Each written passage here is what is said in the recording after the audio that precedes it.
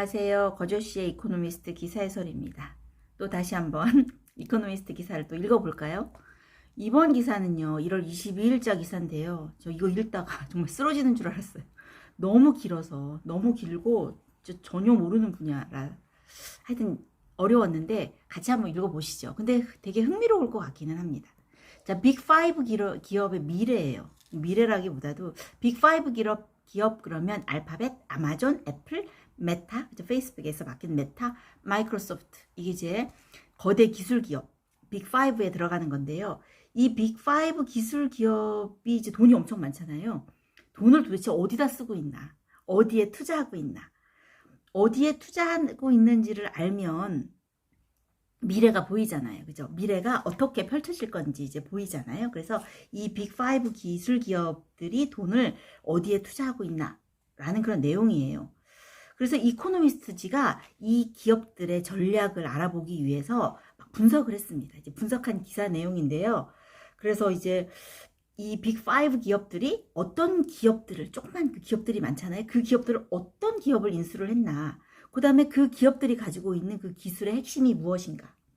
그 다음에 그 링크드인 구인구직 링크드인에 올라와 있는 그 직원들의 프로필에는 어떤 내용들이 있나. 그 다음에 뭐 과학지라든지 이런 것에 이제 연구 성과를 이제 발표를 하는데 어떤 내용을 가지고 어떤 연구물을 발표하고 있나. 그 다음에 어떤 것에 대한 특허를 주로 내고 있나, 출원을 하고 있나. 이런 것을 이제 분석하면서 이런 다양한 데이터를 이제 이코노미스트지가 이제 분석을 하면서 이 기업들이 어디에 투자를 하고 있나 라는 것을 이제 알아보는 그런 내용입니다. 아까도 말씀드렸듯이 너무너무 내용이 길어서요. 이제 반으로 나눴어요. 그래서 이제 이 기업들이 주로 R&D에 투자를 많이 하고 있다. 연구개발에 투자를 엄청 하고 있다. 그리고 자본적 지출, 옛날에 한번 했었는데 capital expenditure라는 그런 이제 용어가 나오는데요. 이런 자본적 지출에 돈을 많이 쓰고 있더라. 그런 내용이거든요. 일단 오늘은 그 기사의 반만 보시겠습니다. 그래서 미국의 largest technology firm, 그죠? 아주 그 기술 기업들이 도대체 어디에 인베스팅을 하고 있나. 그런데 어디에 인베스팅을 하나 보면 전체적인 맥락으로 봤을 때 이거더라 이겁니다. 대체적으로 메타버스, 그 다음에 car, 그죠? 자율주행, 그 다음에 헬스케어. 이거 말고도 여러 가지가 나오는데 주로 메타버스와 자율주행 자동차와 헬스케어, 의료 부분에 집중되고 있더라라고 하는 내용입니다. 1월 22일자 기사고요. 여기에 이제 문슈터라는 말이 나오는데요. 그 문샷이라는 말이 잘 나옵니다. 문샷. 그래서 문샷 프로젝트 그러면 원래는 달 탐사선 프로젝트를 말하는데 대체적으로 혁신적인 프로젝트를 말할 때 문샷이라고 합니다. 혁신적인. 그래서 이제 미국의 실리콘밸리 같은 데서는 그런 어떤 단순한 생각 단계에 머무르는 게 아니라 곧바로 실행하는 능력, 불가능해 보이는 것을 혁신적 사고를 이제 실질적으로 만들어내는 능력, 이런 것을 문샷 띵킹이라고 한다라고 합니다.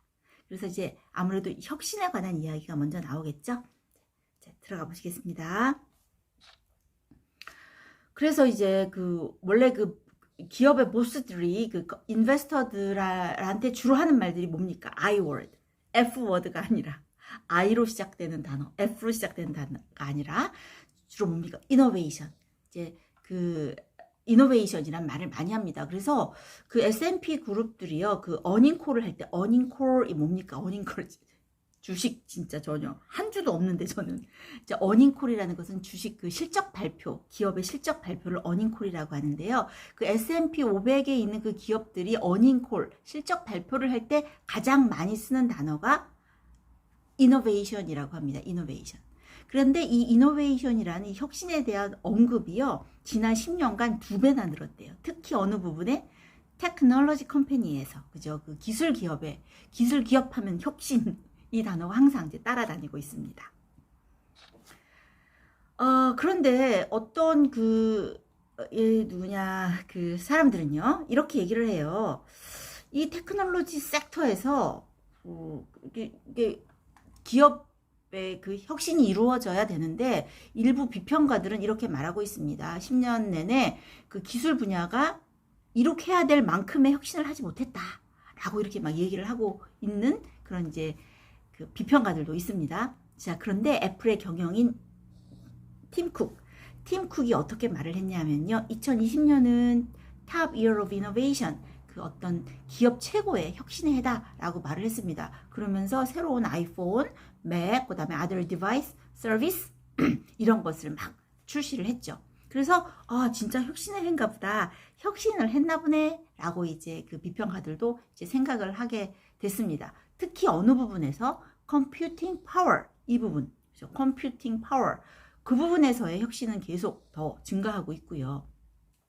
소프트웨어, 이건 뭐 말할 나위도 없습니다. 소프트웨어 같은 경우는 더 어떤 그 영역이 커지고 있습니다.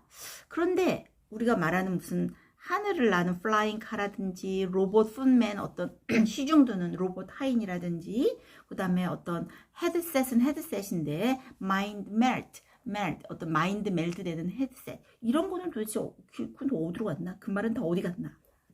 라고 얘기를 하고 있습니다. 쑥 들어갔습니다.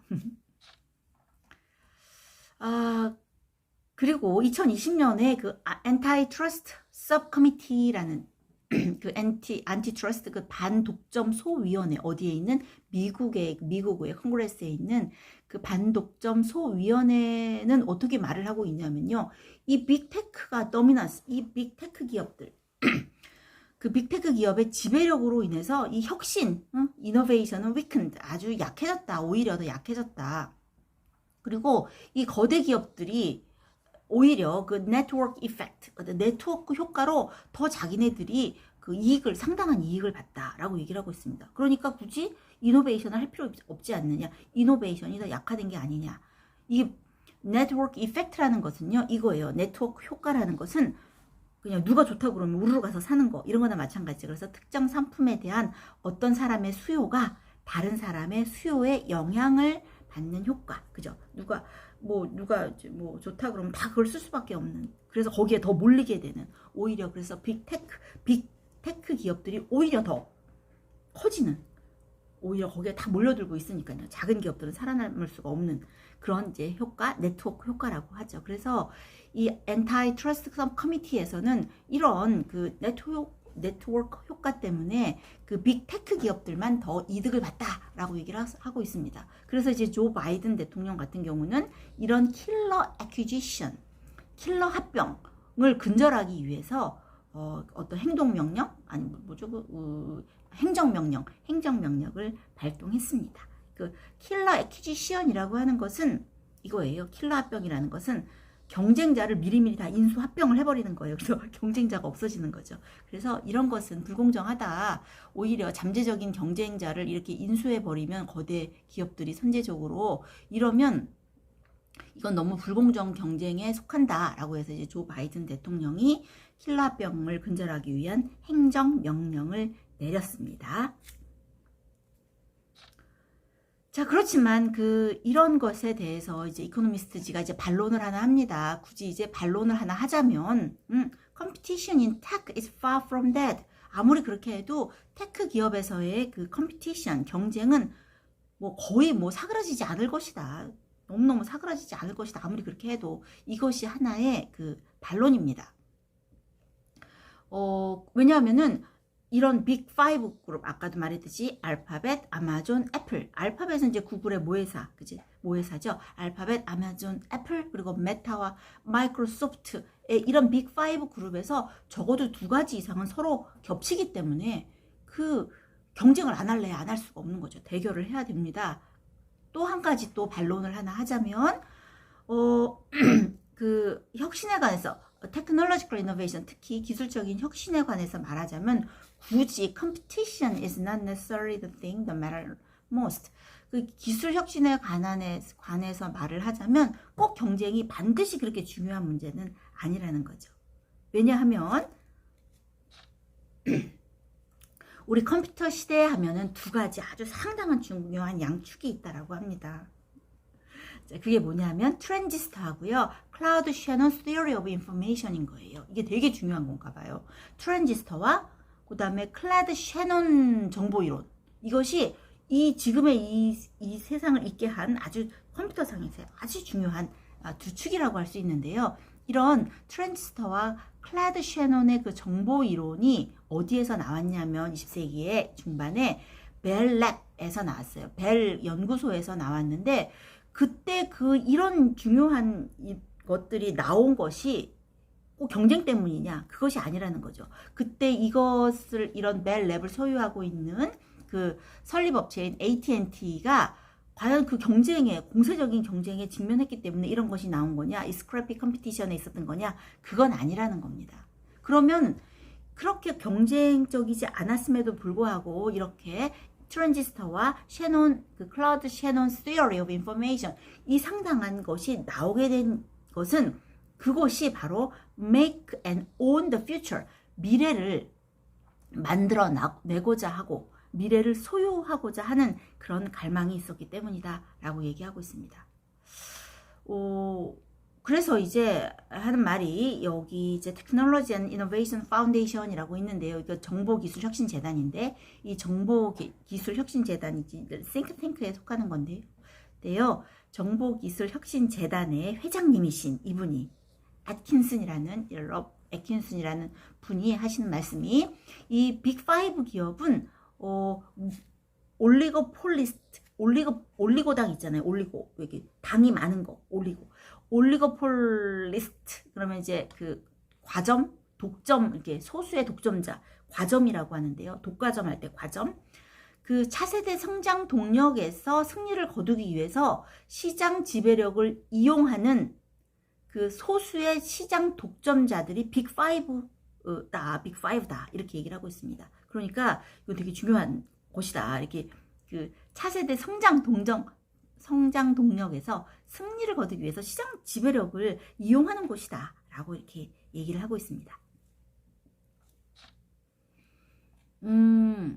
그리고 이 빅5 기업들이 얼마나 엄청난 성장을 했잖아요. 그죠? exponential growth를 경험을 했습니다. 아주 기하급수적인 성장을 경험을 했기 때문에 여기서 이제 미래를 놓치면 절대 안 된다라고 생각을 하는 거예요. 그래서 future making, 미래를 만드는 게임에서 혹시라도 낙오를 하면 절대 안 된다. 그래서 next formative change를 해야 된다. 차세대 어떤 전략, 변화의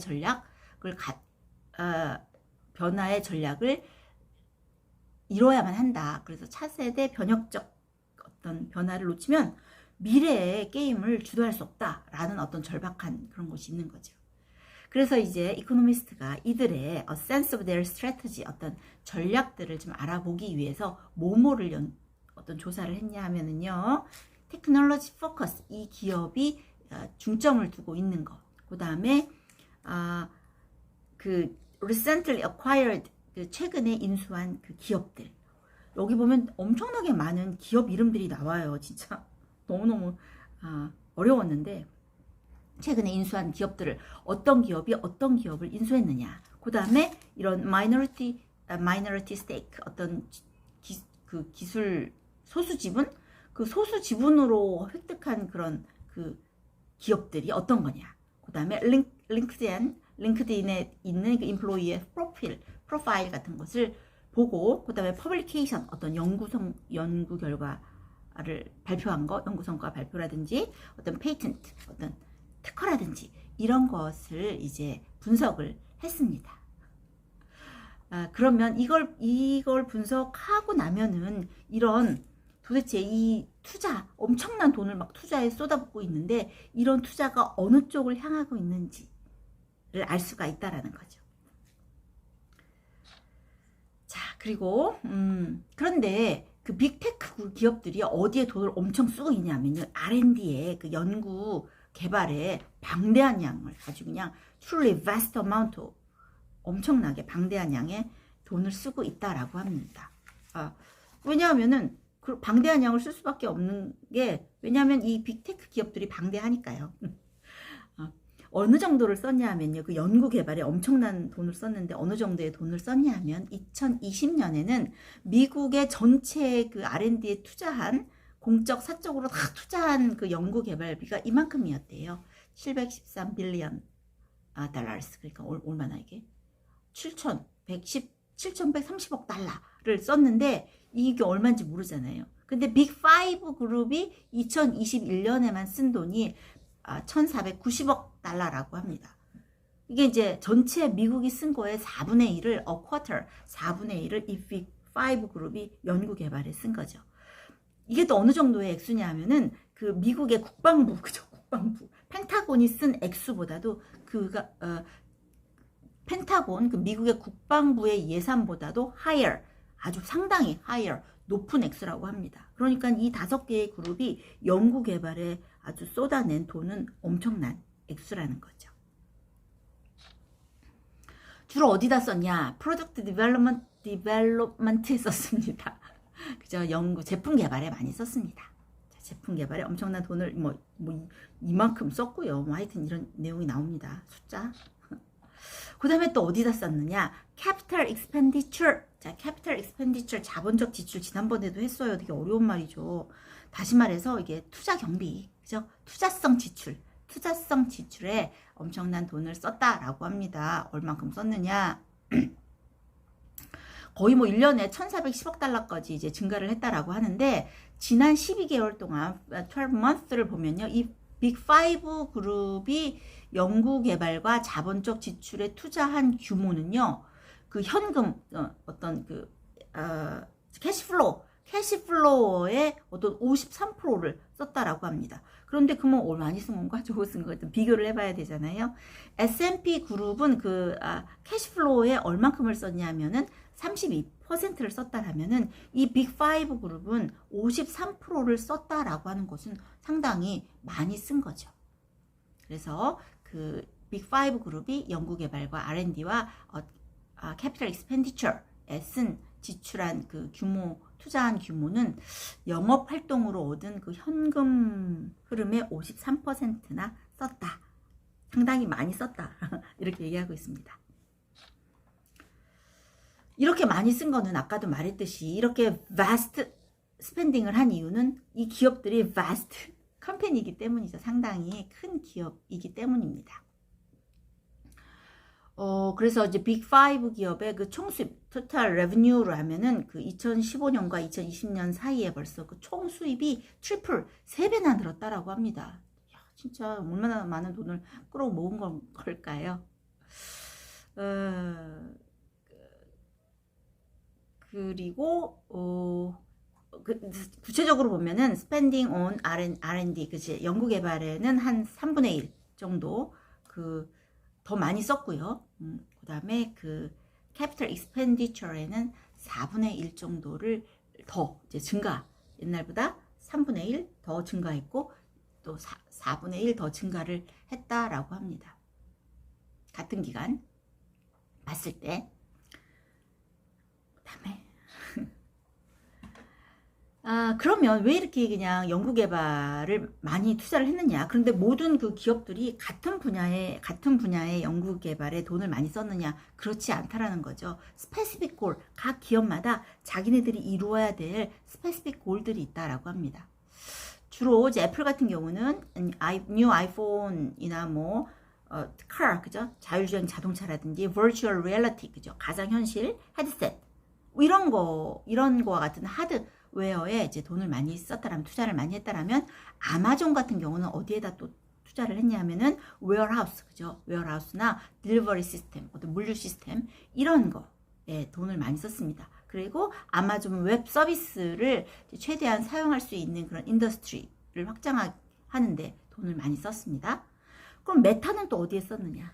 메타 같은 경우는 이제 페이스북의 이름이잖아요. 페이스북이 그 younger people들이 잘 안 쓰나 봐요. 젊은 애들한테는 약간 어떤 외면당하는 그런 이제 그 페이스북 같은 경우는 오로지 한 길, 완전히 서바이벌, 이것에서 생존하기 위해서는 뭔가 new big thing, 새로운 모든 어떤 새롭고 대단한 것을 해야 된다. 이것이 이제 생존을 확보하는 것이다라고 이제 생각을 하면서 이제 메타버스에 이제 뛰어드는 거겠죠. 그래서 이런 이제 그 메타 같은 경우 새로운 어떤 기술이 뒷받침되지 않으면 상호도 바꿨는데, 명칭도 바꿨는데 이거 상호 변경이 부질없어지지 않으려면은 새로운 기술이 이제 뒷받침돼야 됩니다. 그러니까는 이제 R&D에 돈을 많이 쓰고 있는 거죠. 그리고 그동안 그 빅5 기업들의 그 리서처들이요, 그 연구원들이 얼만큼의 그 과학 논문을 발표했냐면요, 16,000개의 scientific papers를 2019년까지 그 5년 동안 16,000개의 과학 논문을 발표했대요. 그러면 그 과학 논문의 그 토픽들을 보면은 우리가 무슨 일이 벌어지고 있는 거지? 어느 방향으로 가고 있는 거지? 이 빅기업들의, 빅테크 기업들의 관심은 뭘까라는 것을 알 수 있는 인사이트를 제공하고 있습니다. 그래서 여러 가지 이제 핵심 사업들이 막 빛나고 있는 겁니다. 이제 코어 비즈니스를 알 수가 있습니다.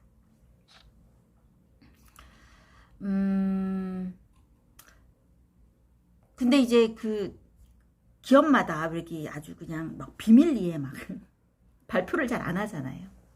그래서 서로 이제 막 연구를 엄청 하는데 비밀리에 잘 연구 결과를, 연구 성과를 발표하는 데 있어서 기준이 막 다 다른 거예요. 근데 대체적으로 이제 알파벳 같은 경우, 구글의 모회사인 알파벳 같은 경우는 대체적으로 좀 관대하다라고 합니다. 과학 분야의 학술적 연구 성과를 발표하는데 좀 약간 그 기준이 다른 데보다는, 애플보다는 훨씬 더 관대하다라고 합니다. 그래서 왜 그 자기네들이 영입한 그 과학자들이 막 그 연구 성과를 발표하는 것을 막 못하게 막 하잖아요. 그러다 보니까 이제 과학자들이 그 재능을 막 숨기기를 기업들이 요구한단 말입니다. 그래서 재능을 숨기기를 요구하다 보니까 그런 연구원들이 막 이제 거기에 합류를 안 하려고 하니, 그 알파벳 같은 경우는 그 기준을 좀 넓게 해가지고서는 이 사람들을 많이 끌어들이고 있다라고 합니다. 그래서 알파벳 같은 경우는 그 Nature Index라고 하는 것은 이거래요. 저명한 지역 자연과학 학술지. 그래서 아주 여러 가지 그냥 연구기관에서 논문 기여도 뭐 이런 거를 학술 분야별 가중치를 분석해서 연구 성과를 수치로 변환한 이런 지표인데, 이 지표에서 그 구글 같은 경우, 그 알파벳 같은 경우는 4위에 올라가 있다라고 합니다. 그러니까는 그 연구 성과 발표에 대해서는 상당히 좀 다른 기업에 비해서 관대하다라고 합니다. 그 애플이 제일 좀 스트릭트한가 봐요. 애플 is much stricter. 아주 스트릭트하답니다. 그리고 과학 분야에서 1위는 어디냐면요, 스위스 기업인데요. 이 로슈라는 그 기업이 가장 그 논문 발표에 있어서 아주 이렇게 관대하다라고 합니다. 1위가 이제 로슈. 자, 그다음 이거 넘어갔지. 이거 끝입니다. 끝이네요. 끝입니다. 이렇게 해서 이제 그 다음 내용은 어떤 내용이 나오냐 하면은, 그래서 이제 각 기업들마다 이 5개의 기업이 어디에 어떤 기업을 인수를 했냐, 어디에 관심이 있느냐. 그래서 대체적으로 이제 R&D 연구개발 비용이 어디에 들어갔냐면 프론티어 기술이라고 하는데요. 그 첨단 기술에 들어갔어요. 지금 말하는 첨단 기술은 어디냐 하면요, 메타버스, 자율주행, 그 다음에 자동차, 헬스케어, 우주, 로봇공학, 핀테크, 그죠? 크립토, 가상세계, 퀀텀 컴퓨팅, 이런 것을 이제 프론티어 기술이라고 하는데요. 이런 프론티어 기술에 이제 R&D 그 투자를 많이 한다라고 합니다. 그래서 여기에다가는 뭐 AI 같은 경우는 넣지도 않았대요. AI는 이제 너무 흔해져가지고 이제 프론티어 테크놀로지라고 할 수 없는 거죠. 그래서 이 다음번 기사에는 이제 연결되는 기사인데요. 그 각 기업마다 어떤 기업을 인수했고 어떤 내용을 연구하고 있고 이런 것을 좀 더 알아보겠습니다. To be continued. 너무 길어서 반을 잘랐습니다. 좀 이따 다시 한번 올리겠습니다. 저와 공부하시느라고 고생 많이 하셨습니다. 자, 이 내용을 아직 안 올렸는데요. 크리센수 네이버에 올려놓겠습니다.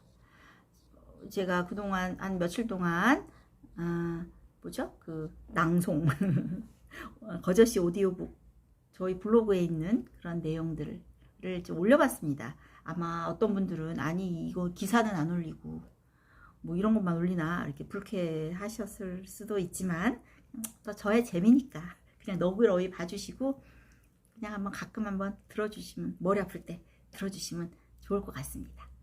좀 쉬었다가 좀 나중에 이제 두 번째 기사를 올리겠습니다. 자, 공부하시느라고 수고하셨습니다. 안녕.